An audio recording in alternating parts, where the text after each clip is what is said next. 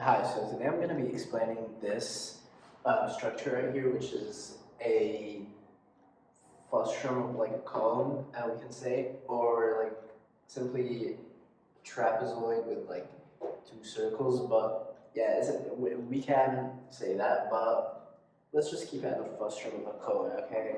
So how we start by doing this is by simply just putting down our work function, which is work equals force times distance.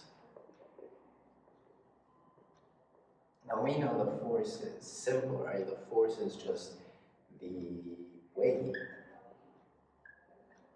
or the volume times the density, right? So this is our formulas just in a whole.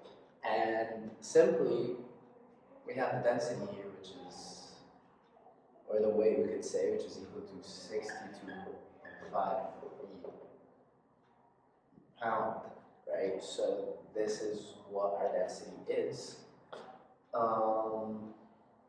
Meaning we need to find the volume. Well, what do we need to do here first is just, let's find the distance first. So what we do is always just take a little disc right here, or a little slice here, here, and we'd simply have 8. This is of course our y-axis. If we do this as axes, this is our y right here. And we're going from top to bottom, so it's basically, because we're trying to find the work being empty through this nozzle, which doesn't add any distance, right? We're trying to find the work right here from the bottom to the top. So our distance is simply 8 minus y, that's our distance. So after finding our distance, let's just write it here, that distance equals a plus y. So that's our distance. So we found this one. We have the density or the weight, right? And what we need to do is simple. Next is just simply finding the r squared, or finding the radius in this situation, because we would like to use at the end of the day that volume equals pi r squared h, right?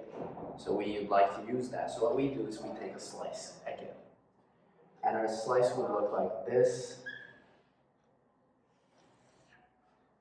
Simply just a trapezoid, right? So we would have it looking like this, and it would go down right here, right here. I mean, it's a pretty poor drawing on my part, but this is how it would look like realistically. And I would have, of course, this, which is the half of it, which is 6 feet. And we'd have the disc, which is running through it right here, so like this.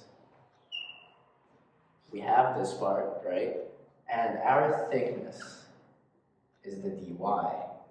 And this is simply just x. What we need to do here is find dx. We need to find dx. And how do we find dx in this part? Simply the y equals mx plus b equation, right? So we'd end up doing this. And this is, of course, 3. We'd do rise over run, which is the slope. We'd find the slope, and we know that our y-intercept is an 8 anyway.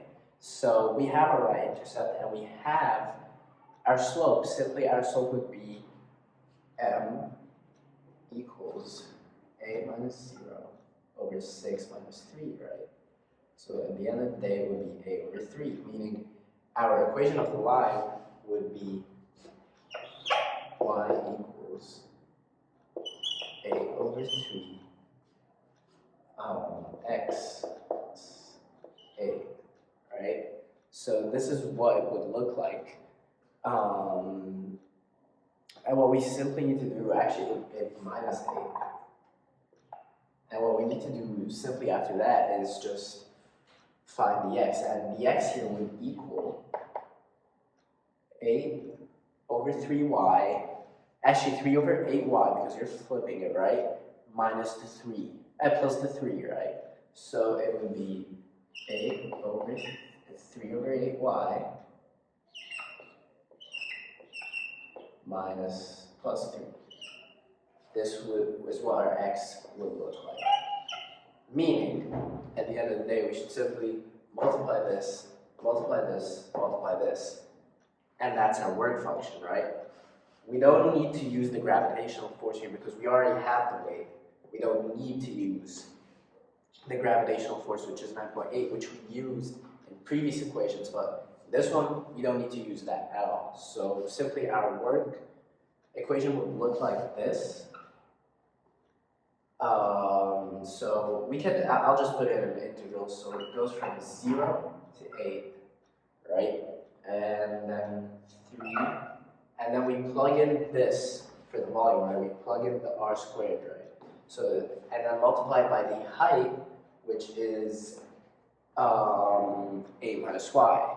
And then we multiply it by the weight, which is 62.5. So we'd have to plug this in. So what it would look like is 62.5 times pi times 3 over 8 y plus 3 squared multiplied by the distance, or the height, we can say in this situation. So our answer would simply be 33,000 pi. And that would be our final answer for this equation. So this is how you solve this equation or solve this figure. It's definitely hard. It's definitely not an easy figure, at least. Not like the one from last video, or which was the triangular prism. This is kind of a hard one.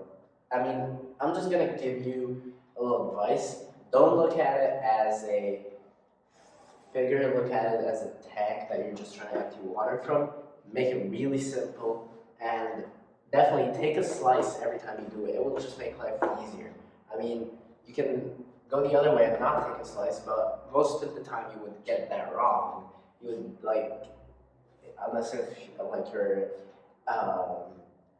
you would get it wrong, right? So this is the easiest way possible to get the 33,000 pi here in this equation. So yeah, so this is how you do it. Thank you for watching.